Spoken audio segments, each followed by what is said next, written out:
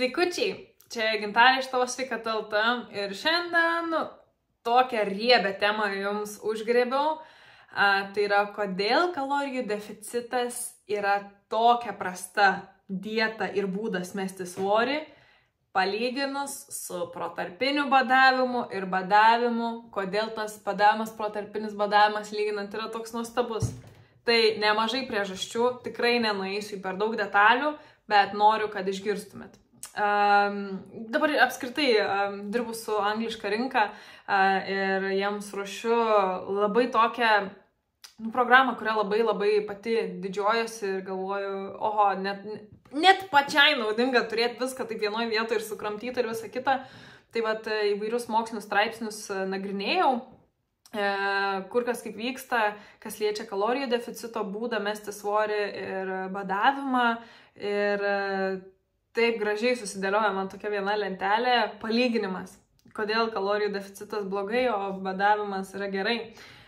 Badavimas, beje, nepriimkit kaip už gryną pinigą, badavimas turi daug niuansų, ne visi gali badauti, ne visiems tai naudinga, galima per daug prisibadauti, gali ateiti įvairių rizikų, reikia žinot, ką daryti, kaip daryti, tai tikrai nėra, kad tik paimat ir nevalgot. Bet tikrai galite susirasti informacijos, kaip tai daryti. Mūsų svetainė yra programa, galite su manimi individualiai dirbti. Bet žodžiu, šiandien noriu papasakoti, kodėl ta tradicinė kalorijų deficito dieta yra neveiksminga ir aš pati jos laikiausi ir kaip greit sugrįžo svoris ir dar daugiau. Ir kodėl badavimas jau kelintus metus yra mano kišenį ir kodėl jo to taip džiaugiuosi. Tai numeris vienas skirtumas yra, kad kalorijų deficito energija yra gliukozė, tai yra angliavandeniai ir cukrus, tuo tarpu badavimo energija yra kūno riebalai, tame skirtumas. Tai badavimas jisai padeda netgi užsistovėjusius tos kūno riebalus prajudinti, dėl to, kad jis energiją ima ne tai, kas suvartojat iš išorės, ar ne, kas yra pas kalorijų deficito kaip principas, bet badavimo energija yra jau grinai tai, kas pas jūs yra. Tai čia numeris vienas, kodėl liuksiškai yra. Antras dalykas yra, kad su kalorijų deficitu yra labai sunku išlaikyti numestą svorį, o su badavimu yra iš tikrųjų išsilaiko tas svoris. Dabar papasakosiu biškį kodėl. Tai šiaip labai įdomus eksperimentas buvo Amerikoje toksai šou Didžiausias loseris, tai reiškia, čia toks žodžių žaidimas, bet žodžiu, paėmė labai storų žmonės ir kad jie numestų ten tą svorį su kalorijų deficito principu ir jie visi numetė ir labai sėkmingai ir visa kita, bet po 6 metų pas juos nuėjo ir iš 14 dalyvių tik 13 buvo neataugę savo svorio. Tik 13, tik vienas buvo neataugęs savo svorio iš 14, tai reiškia 13 atsiaugino svorį. Ir labai daug tyrimų yra tokių ir skaičiuoja, kad ilgalaikį perspektyvui tas kalorijų deficitas turi 99% svorio sugrįžimo procentą, kur tuo tarpu badavimo tas procentas yra sėkmės procentas. Tai visiškai du skirtingi pasauliai, bet dabar dėl ko taip yra? Dėl to, kad kai mes valgom mažiau kalorijų, mažėja metabolizmas, ar ne? Tai reiškia, kūnui reikia mažiau tų kalorijų, kad jisai dirbtų. Ir tuo tarpu tas mūsų alkio lygis, ar ne, tai mūsų kūnui reikia mažiau energijos, bet tuo tarpu mūsų alkis yra dar to žmogaus, kuris numetinėjo svorį. Tai jeigu aš, tarkim, sveriu 100 kg ir nusimetu iki 80, tai mano jau metabolizmas sumažėja ir yra kaip ant 80 kg žmogaus, bet mano alkis tai yra kaip ant 100 kg žmogaus. Ir čia yra problema, nes tu valgyti žymiai labiau nori, bet tau žymiai mažiau reikia. Ir dėl to tas svoris sugrįžta. Tuo tarpu su badavimu, kai prabadaujame tam tikras kiekis valandų, alkio hormonas susireguliuoja, atsinaujina vis ir dėl to, kai nusimeti svorį, tas alkio lygis irgi sumažėja, tai dėl to jis yra sėkmingesnis. Plus jo lengviau yra inkorporuoti ir lengviau yra jo laikytis negu kalorijų deficito. Tai čia numeris 2 priežastis. tai numeris 3, tai čia iš to pačio išplaukia, kad su kalorijų deficitu alkis išauga, o su badavimu sumažėja.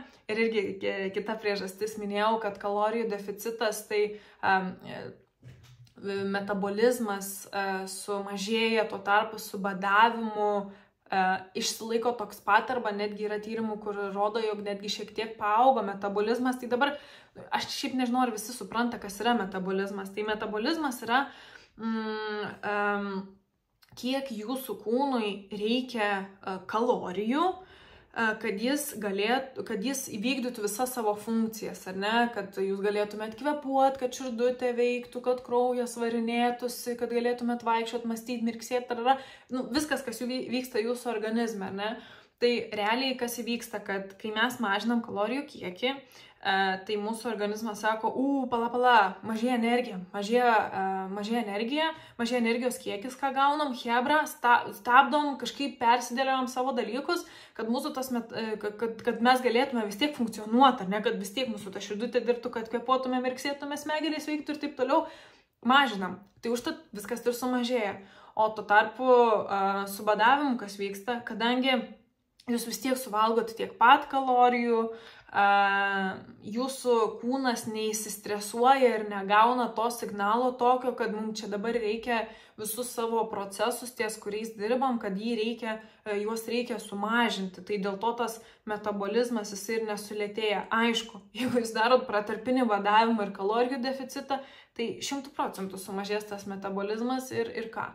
Ir dabar kas atsitinka, kai sumažėja metabolizmas, tai jeigu jūs anksčiau jūsų kūnui reikėdavo, 1500 kalorijų, tarkim, palaikyti visas funkcijas, jūs sumažinot kalorijas iki, 1200, tai jūsų kūnas irgi sumažino ir tas deficitas net nepasidaro toks didelis. Jūs gaunat naudą keliom savaitėm, iki kol jūsų kūnas supranta, kad iš šitos tai negausiu energijos, mažinam, ar ne? Tikiuosi, kad išėjau paaiškinti taip buitiškai. Tada kitas dalykas, kitas dalykas ir šiaip labai daug baimių yra, tai kažkada atskirai pakalbėsiu plačiau, kur kažkaip kodėl, bet šiaip kalbant apie raumenų masę, tai kalorijų deficito būdas iš tiesų mažina galimai ir dažniausiai sumažina raumenis, nebent sportuojat.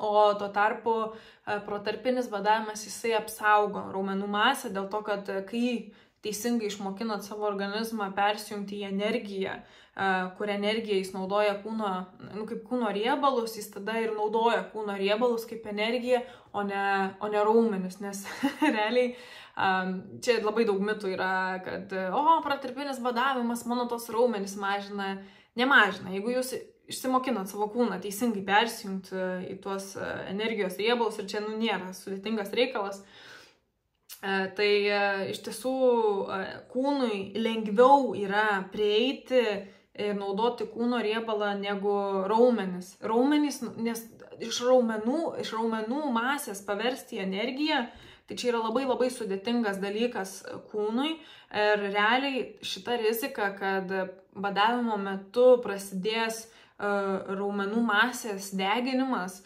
tai galioja tik tiem, kurie turi ten mažiau negu 4% kūno riebalų, tai jau čia yra neadekvačiai mažas procentas, sportininkai turi ten apie 8%, jau visiškai atletai, tai tikrai negalioja ir nereiktų bijoti, netgi apsaugo. Taip, kitas dalykas tai yra insulinas, kas turi problemų su insulinu ir prižiūrit savo sveikatą pas daktarus, turėtumėt žinoti, ir šiaip insulinas yra susijęs su antsvoriu, nes kol jūs iš savo organizmo neišvarysit ir nesumažinsit insulino, tol jūsų kūnas netiduos riebalų energijai, netiduos riebalų ir jūs jų nesudeginsit, jūs turit būtinai sumažinti insulino lygius ir insulino atsparumą tam, kad pradėtumėt savo riebalus deginti. Tai realiai, kas liečia standartinę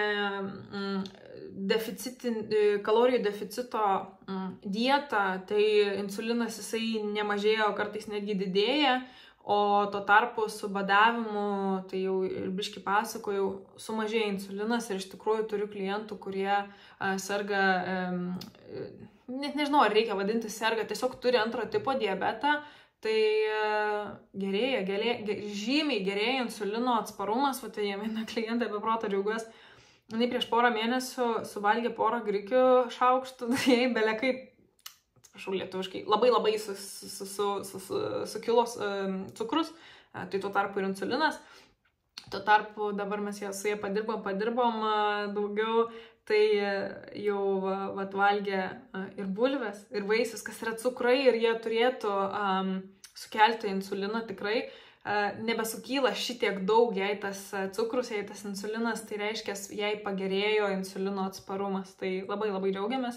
Ir vėlgi čia yra, jei būtent taikom keto mitybos principus, bet keto nėra vien tik keto, nėra vien tik juoda balta, yra daug kritikos, kurią aš ir pati beriu keto ir ją biškį reiktų protingiau laikytis, bet pats principas valgyti mažai angliavandenių yra labai geras, reikia tik žiūrėti, ką po to valgai.